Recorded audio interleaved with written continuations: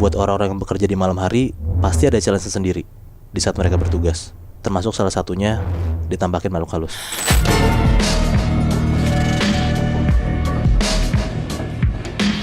Dengarkan versi lengkapnya hanya di aplikasi Noise. Cerita ini kejadiannya di tahun 2004. Gue dapet cerita ini dari temen gue dan ini ceritanya tuh di SMP-nya dia. Di saat itu 2004. Ada seorang satpam yang kerja di SMP itu di daerah Jakarta Selatan. Gue nggak bisa sebut SMP-nya di mana. Oke. Posnya dia itu di bagian depan sekolah, ya udah pastilah ya. Dan nama satpamnya ini Rinto. Dia tuh umurnya 26-27an lah. Emang satpam baru yang masih muda juga. Dan selain Rinto sebagai satpam sekolah, ada juga satu orang lagi nih. Umurnya hampir 30-an. Namanya Dadang.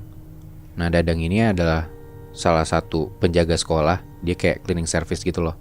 Kebayang gak sih lo kalau misalkan di sekolah lo tuh dulu kayak ada penjaga sekolah yang emang tinggal di situ? Iya.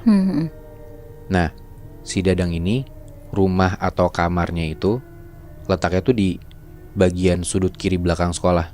Jadi ini layout sekolahnya ya, biar gampang lo bisa bayangin.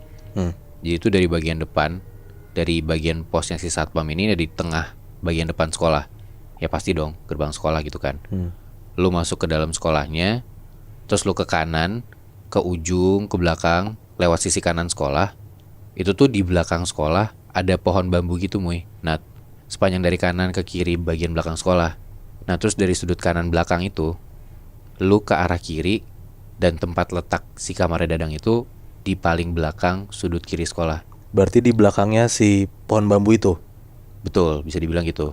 Jadi kayak gampangnya ya di depan tuh pos satpam, terus di bagian belakang bagian kiri yaitu ada kamar si Dadang. Tapi ya buat menuju kamar Dadang lu harus muter lewat sisi kanan sekolah. Jadi gak bisa langsung gitu loh Muy. Nah, Dadang sama Rinto ini cukup dekat karena emang umurnya mereka gak beda jauh kan. Kayak cuman beda 3-4 tahunan lah. Jadi Rinto sebagai satpam yang baru tuh kalau misalkan mau makan siang atau dia bosen, dia tuh sering mainnya ke tempatnya si Dadang ini, ke kamarnya dia, buat kayak makan, nongkrong-nongkrong gitu. Karena si Rinto juga dia tuh satpam baru, belum setahun kerja di sekolah itu. Dia tuh banyak ngobrol lah tentang si sekolah ini sama Dadang. Karena bedanya Dadang tuh udah bertahun-tahun tinggal di sana. Nah di saat itu sekolah tuh lagi ada renovasi Muy. Nah jadi banyak kuli. Gak nginep sih karena gak dibolehin. Jadi bedengnya tuh deket sekolah itu, di samping tapi di luar area sekolah. Lo tau bedeng gak sih? Tahu. Kayak tempat buat tinggal sementara kuli-kuli gitu loh. Karena ya anak-anak SMP kan gak nyaman kalau misalkan ada bedeng atau rumah kuli itu di dalam area sekolahnya. Nah di suatu malam Rinto tuh mau nginep di sekolah. Ya otomatis tidurnya sama Dadang dong, di kamarnya Dadang di bagian belakang sekolah itu. Singkat cerita, hari udah malam, dan setelah udah ngerokok-ngerokok depan sekolah, mereka masuklah ke dalam sekolah. Itu sekitar jam 10-an malam. Masuk ke area sekolah, sama tuh kayak yang gue bilang tadi. Dari pos bagian depan, mereka ke ujung kanan dulu, lurus, terus ke belakang, lewat sisi kanan, sampai ke ujung, baru tuh belok kiri, ngelewatin pohon-pohon bambu yang gue bilang tadi. Panjangnya sekitar 100 meteran lah. Sekolah juga gak gede dan gak kecil, kayak biasa aja. Mereka nyusurin tuh pohon-pohon bambu itu. Yang mana di dekat bagian pohon-pohon bambu itu juga emang lagi direnov buat bikin ruangan baru. Jadi kayak banyak kayu-kayu, banyak semen, agak-agak berantakan lah di sisi kanan belakang itu. Terus tiba-tiba pas lagi nyusurin pohon-pohon bambu itu, si Rinto ngerasa kayak ada biji atau buah kecil tuh yang kena di pundaknya dia. Jadi kayak dari arah belakang kayak dilempar sama orang gitu loh. Terus Rinto respon, apaan tuh? Dari situ tuh Dadang langsung nengok. Terus dia teriak ke arah belakang, jangan ganggu. Ada satu komplek di daerah Jakarta Selatan. Rumah-rumah di dalam komplek ini tuh kayak gede-gede banget gitu lebih, Nat. Kayak di daerah Senopati gitu-gitu, kebayang kan? Iya. Nah tapi komplek ini bukan komplek buntu. Jadi kayak lo tuh bisa ngelewatin jalanan komplek ini buat motong. Jadi mobil motor pun juga bisa lewat lalu lalang gitu. Jalan pintas berarti. Iya, bisa jalan pintas juga. Nah di sana ada satu rumah tua yang udah lama banget kosong. Orang-orang yang emang udah lama tinggal di sana pun juga udah kebiasa lah lewatin rumah ini malam-malam. Dan mereka pun juga dalam tanda kutip ya, udah kenalan sama si penunggu rumah ini. Sesapam-sapamnya pun juga udah biasa banget kalau misalnya lagi ronda malam-malam ngelewatin rumah itu. Jadi kayak orang-orang lama yang tinggal di komplek itu udah biasa lah akan kehadiran si rumah tua yang udah lama kosong ini. Oke. Nah di komplek itu ada 4 sapamnya. Biasanya 2 pagi dan 2 malam shiftnya. Nah ada satu waktu di tahun 2014, gue diceritain sama temen gue yang tinggal di komplek itu. Ada satu sapam baru gitu Nat. Sapam muda umurnya 24 tahun, namanya Agus kita sebut aja. Oke. Nah si Agus ini baru kerja jadi sapam di komplek itu pas di momen itu ya yang temen gue cerita tahun 2014 itu sekitar semingguan lah. 4 sapam lainnya ya senior-senior, bahkan ada 3 sapam yang emang udah jaga di sana sekitar 20 tahun. Karena si Agus ini masih baru, jadi selalu ditaruh di shift pagi sampai sore. Jadi jam 6 sore dia udah beres kerja. Nah di malam itu untuk pertama kalinya selama seminggu dia kerja di sana, dia harus masuk shift malam, ngegantiin sapam lainnya lagi sakit. Akhirnya di malam itu dia masuklah shift malam, jam 6 sore mulai sampai jam 6 pagi. Si Agus ini shift malam sama Pak Burhan namanya, umurnya sekitar 60 tahunan dan dia udah jadi sapam senior lah di sana. Sekitar jam 8 malam, mereka masih di pos ronda, masih ngobrol-ngobrol sambil ngerokok, biasa ngobrol-ngobrol basa-basi. Nah dikasih tau lah sama Pak Burhan ini kayak, ini komplek kan rada gede, jadi mereka tuh kalau misalnya mau patroli, mau ngeronda ya harus mencar bagi 2. Jadi kalau misalnya dia mau ngiter sambil mukulin tiang listrik tuh buat ngasih tahu jam, ya harus hati-hati dan banyak doa lah, karena ini kompleknya gede dan kita harus ngiternya sendiri-sendiri. Maksudnya kan si Agus ini masih baru, ya pasti sebagai senior ya Pak Burhan ngasih tahu lah kayak beberapa cerita-cerita serem, atau kayak dikasih kayak kalau misalnya lo takut amit-amit kejadian apa-apa, ya lo tenang aja, lo harus gini. Oke. Jadi cerita seremnya niatnya bukan buat nakutin tapi buat ya biar hati-hati gitu ya. Iya bener Bi, karena ini pun juga pertama kalinya Agus shift malam kan. Semua udah diceritain sama Pak Burhan sampai sekitar jam 12 malam. Dan mereka harus mencar lah buat ngasih tahu jam keluarga komplek itu buat mukulin tiang listrik. Tapi ada satu hal yang lupa dikasih tahu sama Pak Burhan ke Agus, yaitu soal satu rumah gede yang udah lama kosong ini. Sebenarnya ada satu hal yang harus dilakuin sama orang baru kalau misalnya mau ngelewatin rumah itu pas malam-malam di atas jam 3 pagi.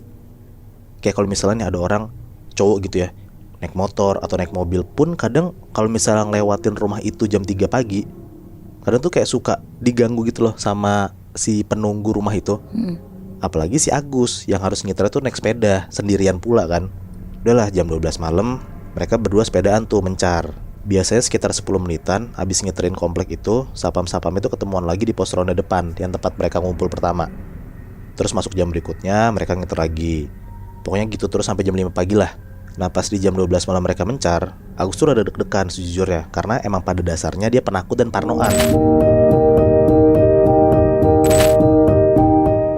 Jadi cerita kali ini dari security sebuah rumah sakit di daerah Jakarta Selatan. Kejadian ini sekitar tahun 2014.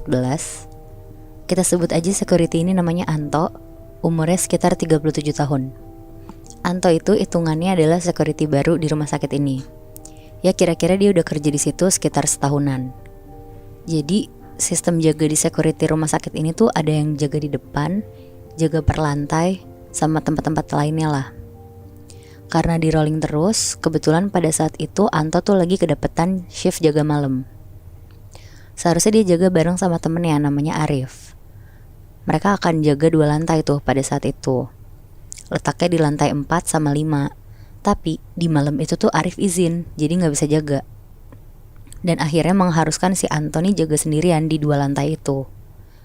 Jadi ya paling si Anto bakal bolak-balik ke setiap lantai 4 sama 5.